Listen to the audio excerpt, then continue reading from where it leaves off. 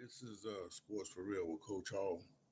As you see on the thumbnail there that I put out, that's what I intended to do yesterday, but I had a few technical difficulties. Wasn't able to go on, ran out of time.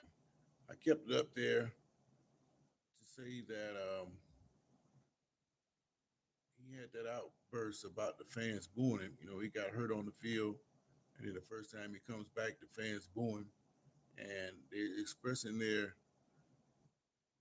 lack of interest or lack of desire for Watson to be their starting quarterback.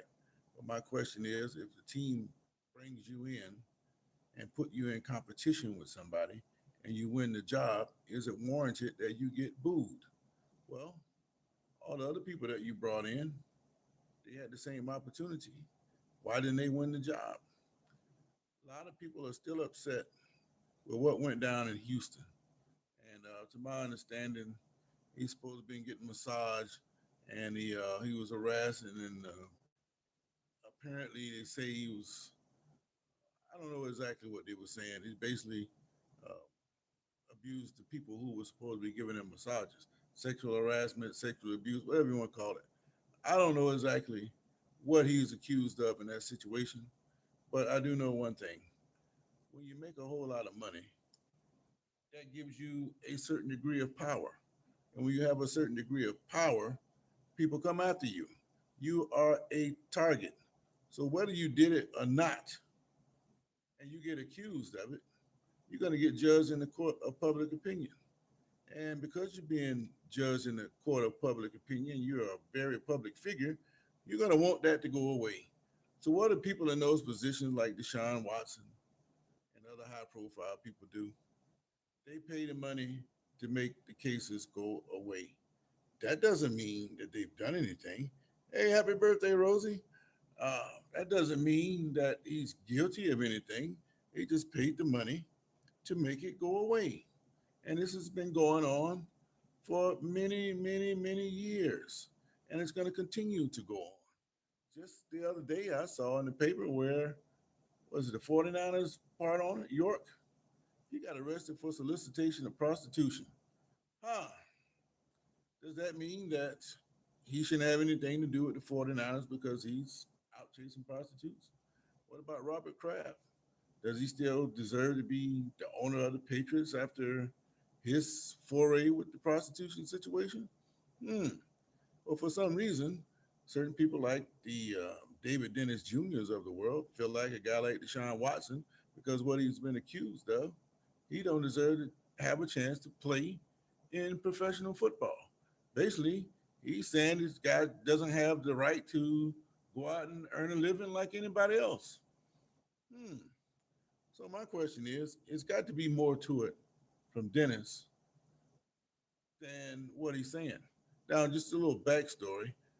This guy fills in on the Freddie and Harry show. I like old Freddie and Harry.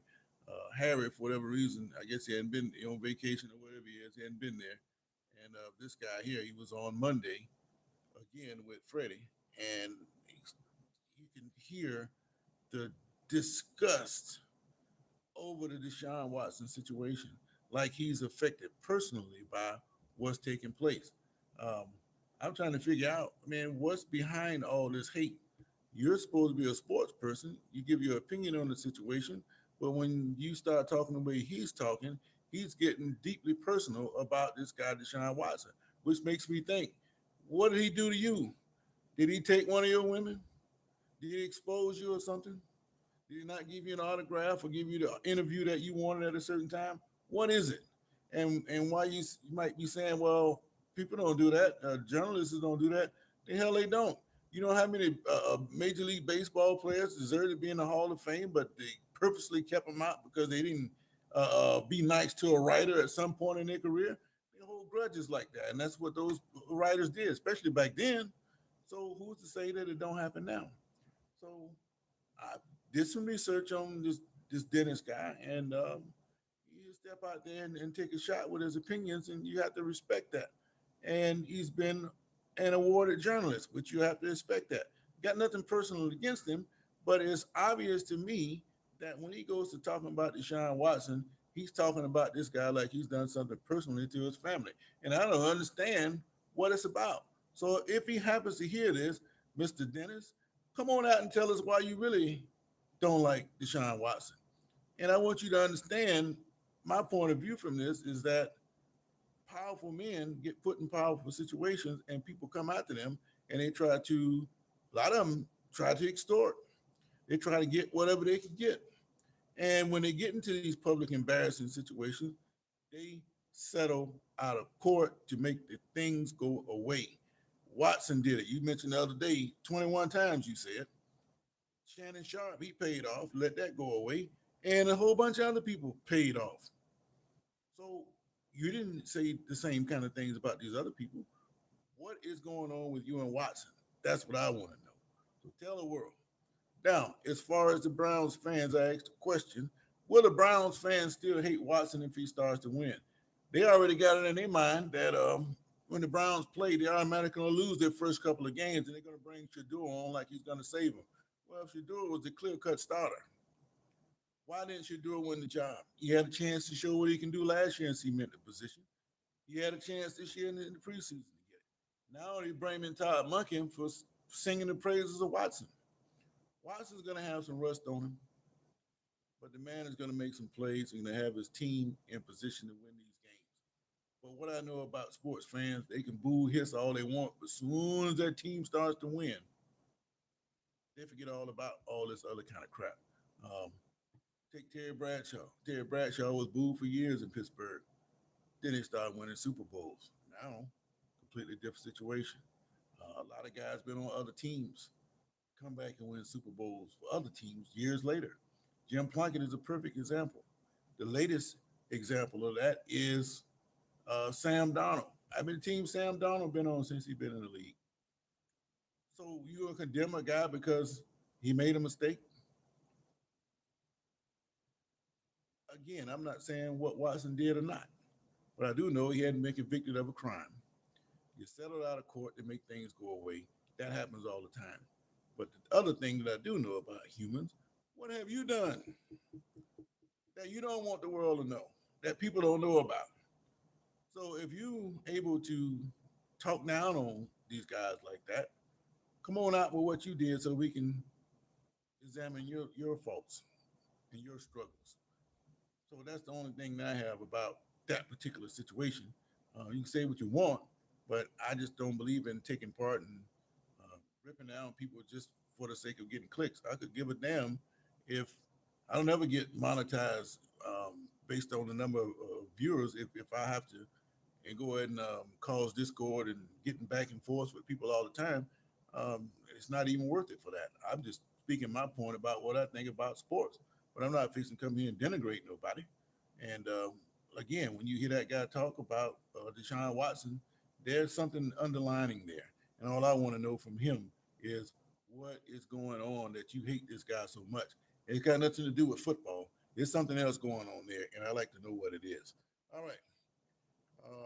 Highest Me says hello. Sean Longway said, I don't hate him, and I just want to win. So I take it, Sean, you must be a Browns fan.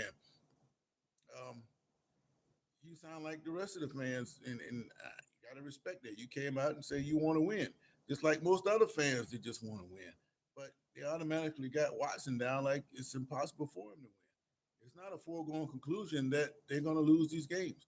What most people don't understand, yeah, I know Seattle won the Super Bowl, but it's about this much difference between the top team in the NFL and the worst team.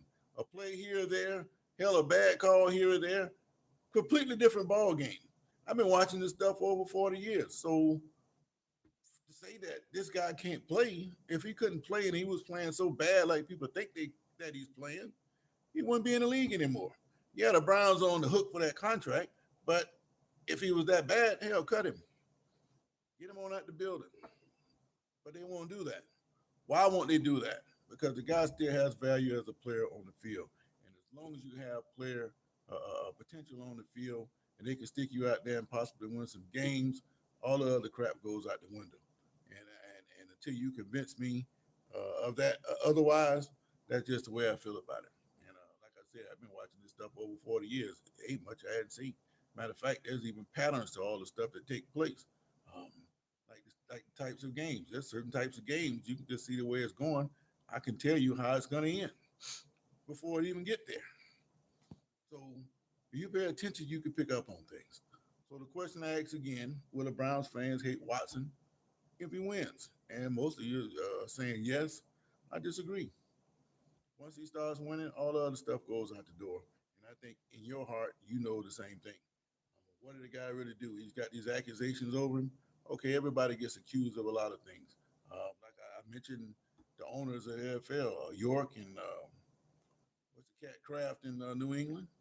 We saw Jerry Jones and the stuff that they were talking about him. Um, these guys being all kind of stuff. So to single out one guy and talking about him like he's the scum of the earth when he hadn't been convicted of anything, all they did was pay off some money. All that is hush money, make it go away. But you guys won't let it go away. But let something happen to you. You're gonna get on TV, you're gonna be crying and all this other kind of crap. No, have that same energy you had when you had so much to say about everybody else, man. And that's all I'm gonna say about that. Having said all of that, I'm looking forward to some good football. College football kicks off this weekend. My understanding, TCU and North Carolina are playing in Ireland. They played last year, and TCU put something on North Carolina, ran right through them. And the question is, what has Belichick learned in this year in college that he's going to do different this year? I'm starting to think if it don't go too well for him this year, or if he's hovering around 500, I don't see Belichick lasting too long in college football. This and they don't want him back in the NFL for whatever reason. So this might be the last year we see Belichick on the sideline. Um, all the changing things that you have now, you got this guy Wright from he was on the Browns roster. Evidently, they're talking about cutting him, and when they do cut him and put him on his practice squad, he's talking about he's gonna come back and play college football. Now, he played for Ole Miss for Kiffin. You know, Kiffin is now in LSU, and he's already listed as a player on LSU's roster, which means if he does get cut or if he comes back to college, that means the guy that's been practicing for a couple of weeks with LSU is going to be off the team. So, what does that tell you about college football? Uh, I heard the comments Kiffin made say we're doing the same thing everybody else doing. Yeah, if they had the opportunity, they may do it. But then some people like Oregon say we're not going to do that because we're going to honor what we've been having these kids come play with us. To have somebody come off a pro team but making pro money to a college team, and you're going to kick off a college player, a true college player, for something like that, that's telling you you don't give a damn about the players. So if I'm a recruit coming up, I don't go nowhere near LSU. LSU is not the mecca of anything, as far as I'm concerned. Yeah, they won a couple of championships, but what they did before that, what they do once they start losing championships. Yeah, Joe Burrow had that great year. That's one of the greatest team college football ever had. But it's not like they've been the bell cow or anything. Alabama has always been the bell cow of the SEC. I don't give a damn what you say about it. It's the truth. Certain teams are just going to be there. And to think that just because Kiffin goes to LSU, he's automatically going to win is ludicrous to me. He had a program that he built on his own in Ole Miss, and you're going to leave that to go somewhere else just because they paid you a few more dollars. They would have paid you that same kind of money at Ole Miss if he had stayed there. I just don't think it's going to end very well at Ole Miss. And every time they make a move that looks like it's advantageous to them, they're going to lose. Matter of fact, the roster limit is 105 players, and they got like 112. They're going to cut a whole bunch of players at LSU. You ain't got no kind of safe ground, no kind of way in Baton Rouge. And that's not even a place you should even consider because, like I say, that's shaky ground. And as soon as he starts to lose, they're going to turn on him. You think the fans are rough on Deshaun Watson? Let Lane Kiffin start losing in Baton Rouge. See how fast they want to get rid of him. That's just something to keep your eyes on. But that's just my take on what's going on right now. If there's some breaking news later, I come on. But if not, I come back on in the morning to check you guys out. But a few that did chime in with me today, I appreciate it. Um, and if you're not haven't done so already, like and subscribe. That would be great. And I catch you guys in the morning. Meanwhile, I got to go to work, man. So I'm out. This is sports for real. One last check. The poll shifted to 62% now. The Browns fans, they will not like Watson no matter what he does. I disagree with that. Let Watson win the division. They might put a statue out in front of the stadium of him. I doubt that, but you know what I mean. All that other stuff don't mean nothing once you starts to win. And that's what it's all about in pro football. Winning. And if he does it, all this other noise goes away. Mark my word. Just like I told you guys a year ago that once he got healthy, he was still the best quarterback on the Browns roster. That has proved prophetic. And I'm telling you right now, once he starts winning, all this other noise goes away. Mark that down too. And if you don't believe me, go